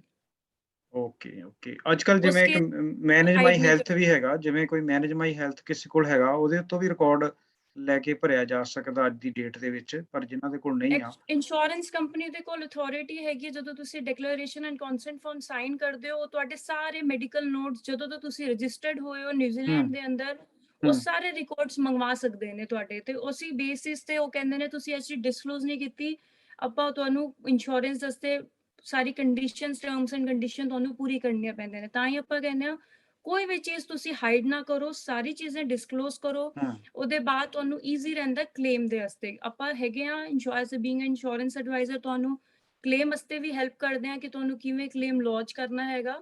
ਅਸੀਂ ਸਾਰੀ ਹੈਲਪ ਕਰਦੇ ਆ, ਸਾਰੀ ਅਸਿਸਟੈਂਸ ਦਿੰਦੇ ਆ। ਬਹੁਤ ਅੱਛਾ, ਕਿਉਂਕਿ ਜੇ ਕਹਿੰਦੇ ਹੁੰਦੇ ਇੱਕ ਵਾਰੀ ਕੋਈ ਇੱਕ ਝੂਠ ਬੋਲੀਏ ਤਾਂ ਫਿਰ ਬਾਅਦ ਚ ਕਈ ਬੋਲਣੇ ਪੈਂਦੇ ਆ। ਇਹ ਤੋਂ ਬੈਟਰ ਇਹ ਹੈਗਾ ਆ ਪਹਿਲਾਂ ਡਿਸਕਲੋਜ਼ ਕਰ ਦਿਓ, ਕਿਉਂਕਿ ਆਪਣੇ ਕੋਲ ਜਦੋਂ ਆਪਸ਼ਨ ਹੈਗੀ ਆ ਡਿਸਕਲੋਜ਼ ਕਰਨ ਤੋਂ ਬਾਅਦ ਵੀ ਸਾਨੂੰ ਪਰਮਿਸ਼ਨ ਮਿਲ ਜਾਂਦੀ ਆ, ਕਿਉਂਕਿ ਉਹਨਾਂ ਨੇ ਬਿਲਕੁਲ ਜੀ। ਅਸੈਸਮੈਂਟ ਕਰਨੀ ਆ ਤਾਂ ਅਸੈਸਮੈਂਟ ਕਰ ਲੈਣ ਦਿਓ। ਜੇ ਬਹੁਤ ਵੱਡੀ ਪ੍ਰੋਬਲਮ ਹੋ ਗਈ ਤਾਂ ਉਹ ਅਸੀਂ ਹਾਈਡ ਤਾਂ ਕਰ ਨਹੀਂ ਸਕਦੇ ਤਾਂ ਵੀ, ਹਨਾ? ਬਿਲ ਜੇ ਛੋਟੀ ਪ੍ਰੋਬਲਮ ਹਾਂਜੀ, ਹੈਗੀ ਆ ਤਾਂ ਸਾਡੇ ਕੋਲ ਚਾਂਸਸ ਹੈਗੇ ਆ ਇਨੀਸ਼ੀਅਲ ਸਟੇਜ ਦੇ ਉੱਤੇ, ਉਹ ਸਾਨੂੰ ਜਿੱਦਾਂ ਵੇਵ ਆਫ ਕਰ ਸਕਦੇ ਆ ਵੀ ਇਹ ਇੱਕ ਖਤਰੇ ਵਾਲੀ ਹਜੇ ਗੱਲ ਨਹੀਂ ਆ। ਸੋ ਬੜੀ ਅੱਛੀ ਬਿਲਕੁਲ। ਗੱਲ ਆ। It depend. ਇਹ ਤੋਂ ਇਲਾਵਾ ਜਿਵੇਂ ਕਰੋਨਾ ਦੇ ਕਰਕੇ ਸਾਲ, ਡੇਢ ਸਾਲ ਹੋ ਗਿਆ, ਜੌਬਾਂ ਜਾ ਰਹੀਆਂ, ਬਹੁਤ ਸਾਰੇ ਬੰਦੇ ਆਪਣੇ ਮੌਰਗੇਜ ਵੀ ਦੇ ਰਹੇ ਆ, ਰੈਂਟ ਵੀ ਦੇ ਰਹੇ ਆ। ਜਿਵੇਂ ਇੱਕ ਕੈਟਾਗਰੀ ਮੌਰਗੇਜ ਪ੍ਰੋਟੈਕਸ਼ਨ ਦੀ ਵੀ ਹੈਗੀ ਆ, ਕੀ ਇਹ ਸਿਰਫ ਜਿਹੜੀ ਹੋਮ ਲੋਨ ਵਾਲੇ ਆ ਉਹਨਾਂ ਵਾਸਤੇ ਵੀ ਆ ਜਾਂ ਰੈਂਟ ਵਾਸਤੇ ਵੀ ਆ? ਇਹਦੇ ਵਿੱਚ ਕੀ-ਕੀ ਕਵਰ ਹੁੰਦਾ ਮੌਰਗੇਜ ਪ੍ਰੋਟੈਕਸ਼ਨ ਦੇ ਵਿੱਚ? ਦੇਖੋ, ਨਿਊਜ਼ੀਲੈਂਡ ਦੇ ਅੰਦਰ ਮੋਰਟਗੇਜ ਪ੍ਰੋਟੈਕਸ਼ਨ ਦਾ ਇੱਕ ਇੰਸ਼ੋਰੈਂਸ ਹੈਗਾ। ਉਹਦੇ ਅੰਦਰ ਫॉर ਐਨ ਐਗਜ਼ਾਮਪਲ ਕਿਸੇ ਦੀ ਮੋਰਟਗੇਜ ਜਾ ਰਹੀ ਹੈ ਜਾਂ ਕਿਸੇ ਨੂੰ ਇਲਨੈਸ ਹੋ ਜਾਂਦੀ ਹੈ ਕਿਸੇ ਕਾਰਨ, ਜਾਂ ਇੰਜਰੀ ਹੋ ਜਾਂਦੀ ਹੈ, ਹੂੰ, ਉਹ ਕੰਮ ਤੇ ਨਹੀਂ ਜਾ ਪਾਉਂਦੇ ਤੇ ਉਹਨਾਂ ਦੀ ਮੋਰਟਗੇਜ ਤੇ ਜਾਣੀ ਹੈਗੀ ਹੈ ਨਾ। ਹੂੰ, ਹੂੰ, ਉਸ ਕੇਸ ਵਿੱਚ ਆਪਾਂ ਰਿਕਮੈਂਡ ਕਰਦੇ ਹਾਂ ਤੁਸੀਂ ਮੋਰਟਗੇਜ ਪ੍ਰੋਟੈਕਸ਼ਨ ਲੈ ਲਓ। ਹੂੰ, ਮੋਰਟਗੇਜ ਪ੍ਰੋਟੈਕਸ਼ਨ ਦੇ ਅੰਦਰ ਇਹ ਹੁੰਦਾ ਕਿ ਕੋਈ ਐਵੇਂ ਦੀ ਚੀਜ਼ ਹੋ ਜਾਂਦੀ ਹੈਗੀ ਹੈ, ਤੇ ਉਹ ਜਿਹੜਾ ਵੀ ਉਹਨਾਂ ਨੇ ਲਿੱਤਾ ਹੋਇਆ, ਫॉर ਐਨ ਐਗਜ਼ਾਮਪਲ 2500 ਦਾ ਲਿੱਤਾ ਹੋਇਆ, 3000 ਦਾ ਲਿੱਤਾ ਹੋਇਆ, ਜਿਨ੍ਹਾਂ ਦਾ ਵੀ ਲਿੱਤਾ ਹੋਇਆ, ਹੂੰ। ਇੰਸ਼ੋਰੈਂਸ ਕੰਪਨੀ ਉਹਨਾਂ ਨੂੰ ਵੇਟ ਪੀਰੀਅਡ ਦੇ ਬਾਅਦ ਉਹ ਅਮਾਉਂਟ ਪੇ ਕਰਨ ਲੱਗ ਜਾਂਦੀ ਹੈ। ਉਹ ਤੇ ਮੈਕਸਿਮਮ ਉਹਦੀ ਕਿੰਨੇ ਹੁੰਦਾ? ਇਹਦਾ ਵੀ ਟਾਈਮ ਪੀਰੀਅਡ ਹੁੰਦਾ, ਐਂਡ ਤੱਕ ਪੇ ਕਰਦੀ ਵੇਟਿੰਗ ਰਹਿੰਦੀ ਆ? ਪੀਰੀਅਡ ਹੁੰਦਾ ਹੈ। ਵੇਟਿੰਗ ਪੀਰੀਅਡ ਹੁੰਦਾ ਹੈਗਾ ਕਿ ਹੂੰ। ਤੁਸੀਂ ਉਹ ਸਿਲੈਕਟ ਕਰਨਾ ਹੁੰਦਾ 6 ਮੰਥਸ ਵਾਸਤੇ, 8 ਮੰਥ ਵਾਸਤੇ, 9 ਮੰਥ ਵਾਸਤੇ, 2 ਇਅਰਸ ਵਾਸਤੇ, 5 ਇਅਰਸ ਵਾਸਤੇ। ਹਰ ਕੰਪਨੀਜ਼ ਦਾ ਅਕੋਰਡਿੰਗਲੀ ਹੈਗਾ, ਉਸੇ ਹਿਸਾਬ ਨਾਲ ਪ੍ਰੀਮੀਅਮ ਵੀ ਫਲਕਚੁਏਟ ਕਰਦਾ ਹੈਗਾ। ਉਹ ਅੱਛਾ, ਜੇ ਤੁਸੀਂ ਚਾਹੁੰਦੇ ਹੈਗੇ ਵੀ 2 ਸਾਲ ਕੰਪਨੀ ਪੈਸੇ ਦਿੰਦੀ ਰਵੇ, ਕੱਲ੍ਹ ਨੂੰ ਕੋਈ ਪ੍ਰੋਬਲਮ ਆ ਗਈ ਤਾਂ ਤੁਹਾਨੂੰ ਸ਼ੁਰੂ ਦੇ ਵਿੱਚ ਉਹਦੇ ਹਿਸਾਬ ਨਾਲ ਉਹ ਚੂਜ਼ ਕਰਨਾ ਪੈਣਾ ਤੇ ਤੁਹਾਡਾ ਪ੍ਰੀਮੀਅਮ ਉਸ ਹਿਸਾਬ ਨਾਲ ਵੱਧ ਜਾਏਗਾ। ਹਾਂਜੀ, ਹਾਂਜੀ, ਹਾਂਜੀ। ਸੋ ਤਾਂ ਮਤਲਬ ਆਪਸ਼ਨਜ਼ ਹੈਗੀਆਂ ਆ, ਕਿਉਂਕਿ ਆਪਸ਼ਨ ਜੇ 2 ਤਰ੍ਹਾਂ ਨਾਲ ਕੰਮ ਕਰਦੀਆਂ ਆ। ਜੇ ਤਾਂ ਬੈਡ ਲੱਕ ਹੋ ਗਿਆ ਤਾਂ ਤੁਹਾਨੂੰ ਫ਼ਾਇਦਾ ਆ, ਗੁੱਡ ਲੱਕ ਹੋਇਆ ਤਾਂ ਕੰਪਨੀ ਆ ਉਹ ਵੀ ਕਮਾਉਣ ਵਾਸਤੇ ਬੈਠੇ ਆ। ਸੋ ਦੋਨੋਂ ਪੈਰਲਲ ਚੱਲਦੀਆਂ। 100 ਦੇ ਵਿੱਚੋਂ ਕੰਪਨੀ 40 ਨੂੰ ਪੇ ਕਰਕੇ 60 ਬਚਾ ਰਹੀ ਆ ਤੇ ਇਸ ਤਰ੍ਹਾਂ ਉਹ ਜਿਹੜੇ ਅੱਗੇ ਤੇ ਅੱਗੇ ਇੱਕ-ਦੂਜੇ ਦੀ ਜਿਹੜੀ ਹੈਲਪ ਹੁੰਦੀ ਜਾ ਰਹੀ ਹੈ ਕਿਉਂਕਿ ਸਾਰੀ ਇੰਸ਼ੋਰੈਂਸ ਕੰਪਨੀਆਂ ਜਿਹੜੀਆਂ ਇਸ ਤਰ੍ਹਾਂ ਹੀ ਕੰਮ ਕਰਦੀਆਂ। ਇਸ ਤੋਂ ਇਲਾਵਾ ਜਿਵੇਂ ਆਪਾਂ ਗੱਲ ਪਹਿਲਾਂ ਤੁਸੀਂ ਗੱਲ ਵੀ ਕੀਤੀ ਆ ਜਿਹੜੀ ਟਰੈਵਲ ਇੰਸ਼ੋਰੈਂਸ ਹੈਗੀ ਆ, ਜਿਹੜੇ ਪੱਕੇ ਨਹੀਂ ਹੈਗੇ, ਜਿਹੜੇ ਟੈਂਪਰੇਰੀ ਬੇਸ ਦੇ ਉੱਤੇ ਹੋ ਗਿਆ, ਉਹਨਾਂ ਦੇ ਹਾਂਜੀ। ਵਾਸਤੇ ਵੀ ਜਿਹੜੀ ਆ ਇੰਸ਼ੋਰੈਂਸ ਆ ਚਾਹੇ ਹੁਣ ਬਹੁਤ ਘੱਟ ਲੋਕੀ ਆ ਰਹੇ ਆ, ਪਰ ਇੰਸ਼ੋਰੈਂਸ ਸਟਿਲ ਹਜੇ ਵੀ ਆਪਾਂ ਜਿੱਦਾਂ ਕਰਦੇ ਪਏ ਆ, ਪਰ ਇਹਦੇ ਵਿੱਚ ਇੱਕ ਚੀਜ਼ ਜ਼ਰੂਰ ਹੈਗੀ ਆ ਵੀ ਕੋਵਿਡ ਜਿਹੜਾ ਉਹ ਹਜੇ ਨਹੀਂ ਕਵਰ ਹੋ ਰਿਹਾ। ਸੋ ਉਹਦੇ ਬਾਰੇ ਵੀ ਦੱਸ ਦਿਓ ਵੀ ਜਿਹੜੇ ਇੰਡੀਅਨ ਲੋਕੀ ਆਉਂਦੇ ਆ ਉਹ ਜਿਹੜੀ ਆ ਉਹਨਾਂ ਦੇ ਲਈ ਵੀ ਕਾਫ਼ੀ ਮਹੱਤਵਪੂਰਨ ਆ ਟਰੈਵਲ ਇੰਸ਼ੋਰੈਂਸ ਲੈਣੀ। ਬਿਲਕੁਲ ਜੀ, ਟਰੈਵਲ ਇੰਸ਼ੋਰੈਂਸ ਵੀ ਲੈਣੀ ਕਿਸੇ ਦੇ ਕੋਲ 2 ਸਾਲ ਦਾ ਵੀਜ਼ਾ ਹੈਗਾ ਤੇ ਆਪਾਂ ਉਹਨਾਂ ਨੂੰ ਲਾਈਫ ਟਰਾਮਾ, ਮੈਡੀਕਲ ਟਰਾਮਾ ਜਿਹੜੀ ਵੀ ਇੰਸ਼ੋਰੈਂਸਿਸ ਹੁੰਦੀਆਂ ਨੇ ਆਪਾਂ ਉਹਨਾਂ ਨੂੰ ਰਿਕਮੈਂਡ ਕਰ ਸਕਦੇ ਹਾਂ ਕਿ ਤੁਸੀਂ ਹੂੰ, ਲੈ ਸਕਦੇ ਹੈਗੇ ਇੰਸ਼ੋਰੈਂਸਿਸ ਤੇ ਟਰੈਵਲ ਹੂੰ, ਇੰਸ਼ੋਰੈਂਸ ਵਿਜ਼ਿਟਿੰਗ ਨਿਊਜ਼ੀਲੈਂਡ ਵੀ ਆਪਾਂ ਤੁਹਾਨੂੰ ਰਿਕਮੈਂਡ ਕਰਦੇ ਹਾਂ ਕਲਾਇੰਟਸ ਨੂੰ ਕਿ ਤੁਸੀਂ ਲਓ। ਹੂੰ, ਜ਼ਰੂਰੀ ਨਹੀਂ ਹੈਗਾ ਤੁਸੀਂ ਵਰਕ ਵੀਜ਼ਾ ਤੇ ਹੈਗੇ ਹੋ ਤੇ ਕੋਈ ਮਿਸਹੈਪਨਿੰਗ ਨਹੀਂ ਹੋ ਸਕਦੀ ਹੈਗੀ। ਕੋਈ ਹੂੰ, ਵੀ ਨਹੀਂ ਅਜ਼ਿਊਮ ਕਰਦਾ ਕਿ ਉਹਦੇ ਨਾਲ ਕੱਲ ਕੀ ਹੋਣਾ ਹੈਗਾ। ਹੂੰ, ਔਰ ਆਪਾਂ ਰਿਸਕ ਕਵਰ ਕਰਨ ਵਾਸਤੇ ਆਪਾਂ ਉਹ ਚੀਜ਼ ਨੂੰ ਲੈਂਦੇ ਹਾਂ। ਸਾਡੇ ਕੋਲ ਸਦਰਨ ਕ੍ਰਾਸ ਦੀ ਹੈਗੀ ਹੈ ਏਜੰਸੀ, ਉਸ ਤੋਂ ਆਪਾਂ ਟਰੈਵਲ ਇੰਸ਼ੋਰੈਂਸ ਕਰਦੇ ਹਾਂ, ਵਿਜ਼ਿਟਿੰਗ ਨਿਊਜ਼ੀਲੈਂਡ ਕਰਦੇ ਹਾਂ, ਹੂੰ, ਸਟੂਡੈਂਟ ਇੰਸ਼ੋਰੈਂਸ ਵੀ ਕਰਦੇ ਹਾਂ, ਤੇ ਤੁਸੀਂ ਸਾਨੂੰ ਕੰਟੈਕਟ ਕਰ ਸਕਦੇ ਹੋ ਉਸ ਰਿਲੇਟਡ ਕਿ ਜੀ। ਕਿਸੇ ਨੂੰ ਵੀ ਕੁਝ ਲੋੜ ਹੈਗੀ ਆਪਾਂ ਉਹਨਾਂ ਦਾ ਪ੍ਰੋਪਰ ਉਹਨਾਂ ਨੂੰ ਹੈਲਪ ਕਰਦੇ ਹਾਂ ਕਿ ਕੀ ਚੀਜ਼ਾਂ ਦੀ ਤੁਸੀਂ ਲੈ ਸਕਦੇ ਹੋ, ਤੁਹਾਨੂੰ ਕਿਹੜੇ ਤੁਹਾਡੇ ਰਿਕੁਆਇਰਮੈਂਟ ਦੇ ਹਿਸਾਬ ਨਾਲ ਤੁਹਾਨੂੰ ਕੀ ਸੂਟ ਕਰਦਾ ਹੈਗਾ। ਜੀ, ਬਿਲਕੁਲ ਕਿਉਂਕਿ ਭਾਵੇਂ ਸਟੂਡੈਂਟ ਹੁਣ ਘੱਟ ਆ ਰਹੇ ਆ, ਪਰ ਸਟਿਲ ਜਿਹੜੇ ਹੈਗੇ ਆ ਜਿਹੜੇ ਪੀਐਚਡੀ ਵਗੈਰਾ ਦੇ ਸਟੂਡੈਂਟ ਸੀਗੇ ਜਾਂ ਜਿਹੜੇ ਹਾਇਰ ਐਜੂਕੇਸ਼ਨ ਵਾਸਤੇ ਸਟਿਲ ਉਹਦੀ ਆਪਸ਼ਨ ਹੈਗੀ ਹੈ ਇੱਥੇ ਆਉਣ ਵਾਸਤੇ। ਸੋ ਇੱਕ ਇੱਕ ਮੇਰੇ ਦਿਮਾਗ 'ਚ ਹੋਰ ਆਉਂਦੀ ਆ ਗੱਲ, ਉਹ ਕਈ ਵਾਰ ਕਿਸੇ ਨੇ ਪੁੱਛਿਆ ਵੀ ਹੈ, ਜਿਵੇਂ ਸਮਝ ਲਓ ਬੰਦੇ ਦਾ ਕੰਮ ਹੀ ਏਦਾਂ ਦਾ ਹੈਗਾ ਆ, ਹਾਰਡ ਆ, ਉਹਦੀ ਡਿਸੇਬਿਲਿਟੀ ਹੋ ਜਾਂਦੀ ਆ, ਪਰਮਾਨੈਂਟ ਡਿਸੇਬਿਲਿਟੀ ਸਮਝ ਲਓ, ਬਾਂਹ ਦੇ ਉੱਤੇ ਸੱਟ ਹੀ ਇੰਨੀ ਜ਼ਿਆਦਾ ਲੱਗੀ ਉਹ ਕੰਮ ਨਹੀਂ ਕਰ ਸਕਦਾ ਜਾਂ ਲੱਤ ਦੇ ਉੱਤੇ ਸੱਟ ਲੱਗ ਗਈ, ਤੇ ਉਹਦੇ ਵਾਸਤੇ ਵੀ ਕਾਫ਼ੀ ਲੋਕੀ ਕਈ ਵਾਰ ਪੁੱਛਦੇ ਹੁੰਦੇ ਆ ਵੀ ਨਿਊਜ਼ੀਲੈਂਡ ਦੇ ਵਿੱਚ ਰਹਿਣਾ ਓਦਾਂ ਤਾਂ ਔਖਾ ਆ, ਬਿਨਾਂ ਕੰਮ ਕੀਤੇ ਤਾਂ ਸਰਨਾ ਕਿੱਥੋਂ ਹੈਗਾ। ਬਾਈ ਚਾਂਸ ਬਿਲਕੁਲ। ਇੰਸ਼ੋਰੈਂਸ ਕੀਤੀ ਹੋਵੇ ਤਾਂ ਉਹਦੇ ਵਿੱਚ ਕਿਸ ਤਰ੍ਹਾਂ ਦਾ ਹੈਗਾ ਆ, ਜਿੱਦਾਂ ਉਹ ਇਹਦੀ ਕੋਈ ਏਜ ਦਾ ਚੱਕਰ ਤਾਂ ਨਹੀਂ ਹੈਗਾ ਕਿ ਕੋਈ ਵੀ ਲੈ ਸਕਦਾ? ਨਹੀਂ ਜੀ, ਤੁਸੀਂ ਕੋਈ ਵੀ ਲੈ ਸਕਦਾ ਇਹਦੇ ਅੰਦਰ ਕੋਈ ਪ੍ਰੋਬਲਮ ਨਹੀਂ ਹੈਗੀ। ਉਹਨੂੰ ਟੋਟਲ ਐਂਡ ਪਰਮਾਨੈਂਟ ਡਿਸੇਬਿਲਿਟੀ ਕਹਿੰਦੇ ਨੇ, ਕਈ ਕੰਪਨੀਆਂ ਕੰਪਲੀਟ ਡਿਸੇਬਲਮੈਂਟ ਕਵਰ ਵੀ ਕਹਿੰਦੇ ਨੇ। ਹੂੰ, ਉਹਦੇ ਅੰਦਰ ਕੀ ਹੁੰਦਾ ਤੁਸੀਂ ਉਹ ਇੰਸ਼ੋਰੈਂਸ ਲੈਂਦੇ ਹੈਗੇ ਹੋ, ਉਹ ਔਨ ਆਕੂਪੇਸ਼ਨ ਤੇ ਐਨੀ ਆਕੂਪੇਸ਼ਨ ਦੇ ਅੰਦਰ ਤੁਹਾਨੂੰ ਮਿਲਦੀ ਹੈਗੀ ਹੈ। ਹੂੰ, ਤੁਸੀਂ ਫੋਰ ਐਨ ਐਗਜ਼ਾਮਪਲ ਕਿਸੇ ਨੇ ਟੋਟਲ ਐਂਡ ਪਰਮਾਨੈਂਟ ਡਿਸੇਬਿਲਿਟੀ ਲਿੱਤੀ ਹੈਗੀ ਹੈ ਔਨ ਆਕੂਪੇਸ਼ਨ ਦੇ ਅੰਦਰ। ਉਹ ਅੱਛਾ, ਅਗਰ ਆਪਣੀ ਆਕੂਪੇਸ਼ਨ ਦੇ ਅੰਦਰ ਕੰਮ ਨਹੀਂ ਕਰ ਸਕਦਾ ਹੈਗਾ ਜਾਂ ਨਹੀਂ ਕਰ ਸਕਦੇ ਹੈਗੇ ਨੇ ਉਹ, ਤੇ ਉਸ ਕੇਸ ਵਿੱਚ ਉਹਨਾਂ ਨੇ ਜਿੰਨਾ ਦਾ ਵੀ ਸਮ ਇੰਸ਼ੋਰਡ ਲਿੱਤਾ ਹੈਗਾ ਉਹ ਹੂੰ, ਉਹਨਾਂ ਨੂੰ ਲਮਸਮ ਅਮਾਉਂਟ ਮਿਲ ਜਾਂਦਾ ਹੈਗਾ। ਅਗਰ ਉਹ ਐਨੀ ਆਕੂਪੇਸ਼ਨ ਦੇ ਅੰਦਰ ਚੂਜ਼ ਕਰਦੇ ਹੈਗੇ ਨੇ ਤੇ ਉਸ ਕੇਸਿਸ ਦੇ ਅੰਦਰ ਕੀ ਹੁੰਦਾ ਹੈ ਕਿ ਅਗਰ ਉਹ ਐਨੀ ਆਕੂਪੇਸ਼ਨ ਦਾ ਮਤਲਬ ਇਹ ਹੈਗਾ ਕਿ ਤੁਸੀਂ ਕੋਈ ਵੀ ਫੀਲਡ ਵਿੱਚ ਕੰਮ, ਅਗਰ ਜਿਵੇਂ ਫੋਰ ਐਨ ਐਗਜ਼ਾਮਪਲ ਕਿਸੇ ਦਾ ਹੱਥ ਦਾ ਕੰਮ ਹੈਗਾ, ਅਗਰ ਉਹ ਹੱਥ ਤੋਂ ਕੰਮ ਨਹੀਂ ਕਰ ਸਕਦੇ, ਇੰਸ਼ੋਰੈਂਸ ਕੰਪਨੀ ਕਹਿੰਦੀਆਂ ਨੇ ਤੁਸੀਂ ਪੈਰ ਤੋਂ ਕੰਮ ਕਰ ਲਓ। ਤੇ ਆਲਵੇਜ਼ ਆਪਾਂ ਇਹ ਰਿਕਮੈਂਡ ਕਰਦੇ ਹਾਂ ਤੁਸੀਂ ਓਨ ਆਕੂਪੇਸ਼ਨ ਦੇ ਅੰਦਰ ਆਪਣੀ ਟੋਟਲ ਐਂਡ ਪਰਮਾਨੈਂਟ ਡਿਸੇਬਿਲਿਟੀ ਲਓ। ਉਹ ਜ਼ਿਆਦਾ ਬੈਨੀਫੀਸ਼ੀਅਲ ਹੁੰਦਾ ਹੈ ਤੁਹਾਨੂੰ ਲੌਂਗ ਟਰਮ ਵਿੱਚ। ਬਹੁਤ ਅੱਛਾ। ਤੇ ਇਹ ਜਿਹੜੀ ਇਨਕਮ ਪ੍ਰੋਟੈਕਸ਼ਨ ਵਾਲੀ ਹੈਗੀ ਆ, ਇਹ ਸਿਮਿਲਰ ਹੈਗੀ ਕਿ ਡਿਫਰੈਂਟ ਹੈਗੀ ਆ? ਇਨਕਮ ਪ੍ਰੋਟੈਕਸ਼ਨ ਦੀ ਵੀ ਇਹੀ ਹੈਗੀ ਹੈ। ਇਨਕਮ ਪ੍ਰੋਟੈਕਸ਼ਨ ਦਾ ਕੀ ਹੁੰਦਾ ਹੈਗਾ ਕਿ ਕੋਈ ਵੀ ਇਲਨੈਸ ਜਾਂ ਇੰਜਰੀ ਤੋਂ ਕਾਰਨ ਨਹੀਂ ਜਾ ਸਕਦਾ ਹੈ ਕੰਮ ਤੇ, ਉਸ ਕੇਸ ਵਿੱਚ ਵੀ ਮਿਲਦੀ ਹੈ। ਤੁਸੀਂ ਉਹਦੇ ਨਾਲ ਨਾਲ ਤੁਸੀਂ ਰਿਡੰਡੈਂਸੀ ਕਵਰ ਵੀ ਲੈ ਸਕਦੇ ਹੋ। ਜਦੋਂ ਕੋਈ ਰਿਡੰਡੈਂਟ ਹੋ ਜਾਂਦਾ ਉਸ ਕੇਸਿਸ ਵਿੱਚ ਉਹਨਾਂ ਨੂੰ ਰਿਡੰਡੈਂਸੀ ਕਵਰ ਮਿਲ ਜਾਂਦਾ ਹੈਗਾ, ਜਿਨ੍ਹਾਂ ਦਾ ਵੀ ਸਮ ਇੰਸ਼ੋਰਡ ਉਹ ਲੈਂਦੇ ਹੈਗੇ ਨੇ। ਜੀ, ਬਿਲਕੁਲ ਕਿਉਂਕਿ ਆਪਾਂ ਬਹੁਤ ਸਾਰੇ ਜਿਹੜੇ ਆ ਇੰਸ਼ੋਰੈਂਸ ਦੀ ਵੱਖਰੀ-ਵੱਖਰੀ ਜਿਹੜੀ ਕੈਟਾਗਰੀਜ਼ ਆ, ਉਹ ਕਾਫ਼ੀ ਆਪਾਂ ਉਹਦੇ ਉੱਤੇ ਜਿਹੜੀ ਆ ਸੰਖੇਪ ਰੂਪ ਦੇ ਵਿੱਚ ਪਰ ਕਾਫ਼ੀ ਜਾਣਕਾਰੀ ਮੇਰੇ ਹਿਸਾਬ ਨਾਲ ਦੇ ਦਿੱਤੀ ਆ ਕਿਉਂਕਿ ਇੰਸ਼ੋਰੈਂਸ ਦਾ ਜਿਹੜਾ ਫੀਲਡ ਹੈ ਐਡਾ ਵੱਡਾ ਹੈਗਾ ਆ। ਇਹ ਇੰਡੀਵਿਜੂਅਲ ਹਰੇਕ ਦਾ ਬੰਦੇ ਦਾ ਜਦੋਂ ਡਾਟਾ ਭਰਿਆ ਜਾਂਦਾ ਤੇ ਫੈਮਿਲੀ ਦੇ ਨਾਲ ਕਿਸ ਤਰ੍ਹਾਂ ਉਹਨੂੰ ਉਹਦਾ ਬੈਨੀਫਿਟ ਹੋ ਸਕਦਾ, ਇੱਕ ਮੈਂਬਰ ਦਾ, 2 ਮੈਂਬਰ ਦਾ, ਸਾਰਾ ਇੱਕ ਵੱਡਾ ਇਹ ਜਿਹੜਾ ਹੈਗਾ ਆ, ਬਿਜ਼ਨਸ ਹੈਗਾ ਆ ਤੇ ਲੋਕਾਂ ਦੀ ਜਿਹੜੀ ਸਹੂਲਤ ਵਾਸਤੇ ਜਿੱਦਾਂ ਪਲਾਨ ਬਣੇ ਹੋਏ ਆ।